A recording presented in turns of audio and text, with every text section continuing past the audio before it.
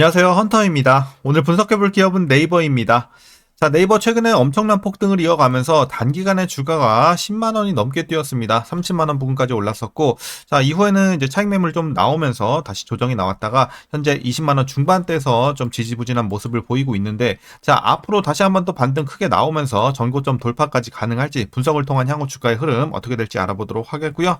자, 이제 보유자분들 대응이 중요하겠죠. 목표가 설정부터 물려 계신 분들 단기적으로 있을 수 있는 만큼 좀 대응 전략, 자, 그리고 신규 진입 관점까지 다양한 투자 전략도 함께 알아보도록 하겠습니다.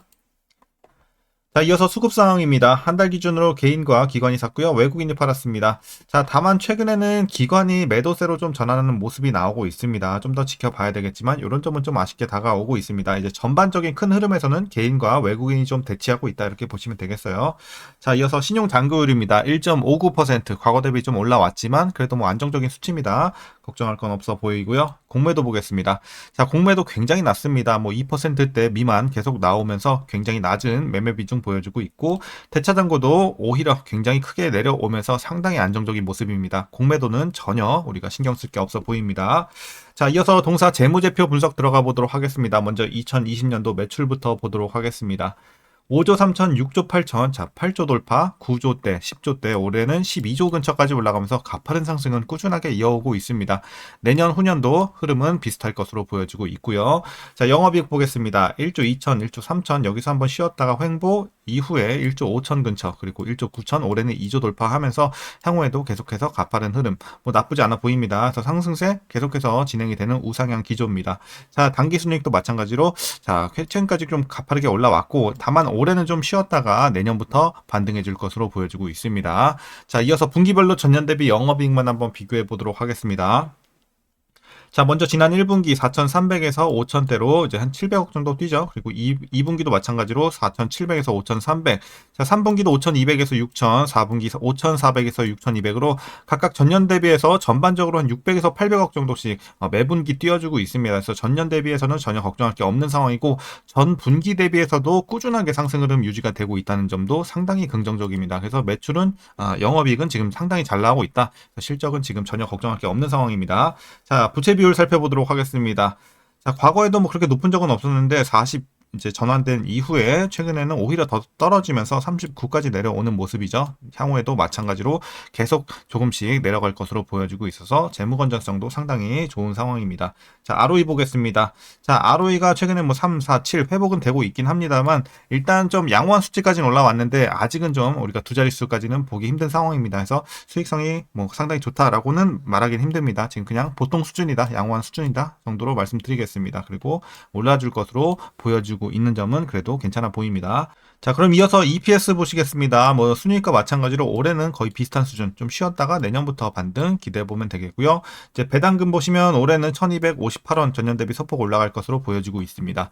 만일 예상치 이대로 배당을 하게 된다면 현재 종가 기준으로 계산했을 때 배당 수익률은 약 0.5% 기대해 볼 수 있겠습니다. 배당은 그렇게 크진 않습니다. 자, 이제 마지막으로 현재 PER은 21.09배, PBR은 1.41배 나오고 있고요.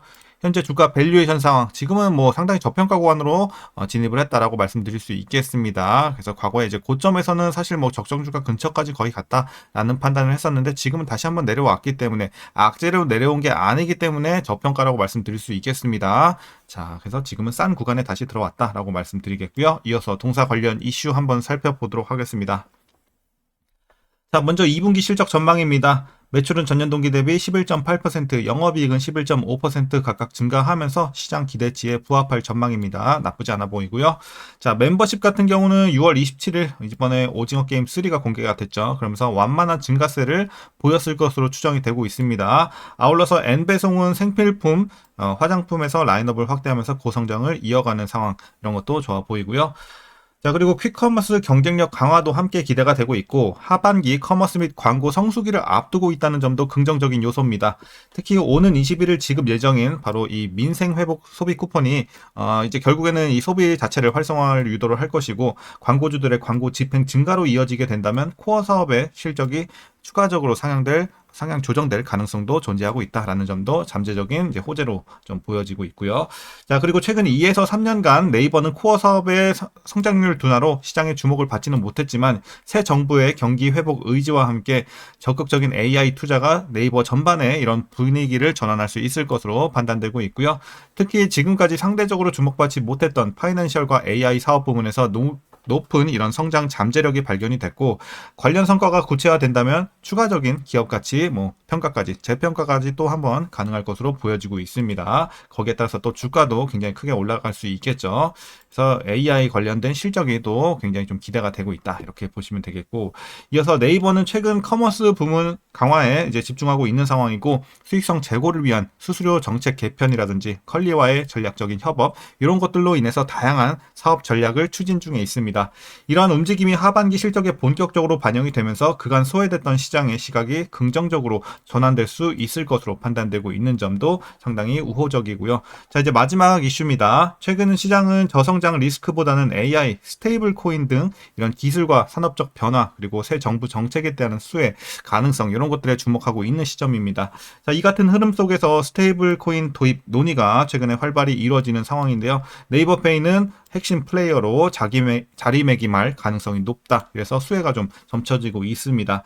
제도적인 기반이 마련되고 비금융회사 중심으로 스테이블 코인이 운용되는 구조가 현실화가 된다면 기존의 포인트 지급이 코인으로 대체가 되는 이런 흐름이 나타날 수가 있겠고요.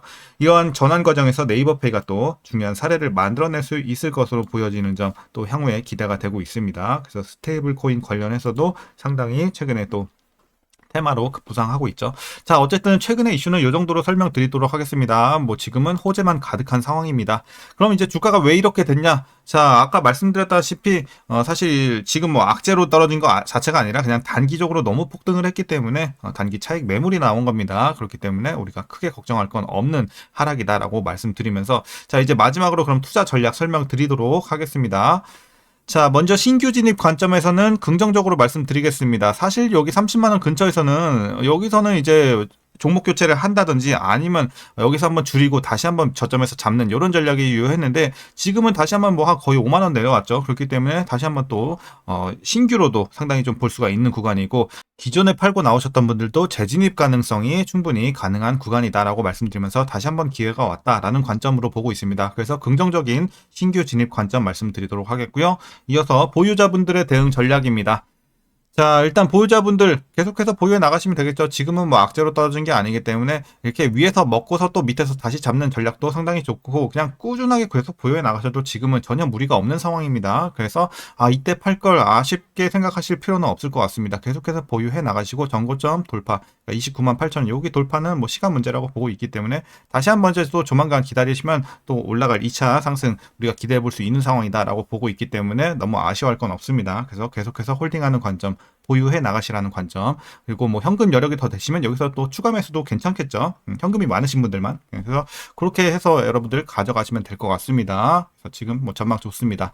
자, 그래서 시간만 조금 더 투자하시면 될 것 같고요. 앞으로 다시 한번 2차 상승 기대가 되고 있는 만큼 여러분들 꾸준하게 보유하시면 되겠습니다. 이제 마지막으로 그럼 이제 단기적으로 물려 계신 분들의 대응 전략입니다. 이제 물타기 과연 어디부터 이제 어떻게 맞춰야 되냐?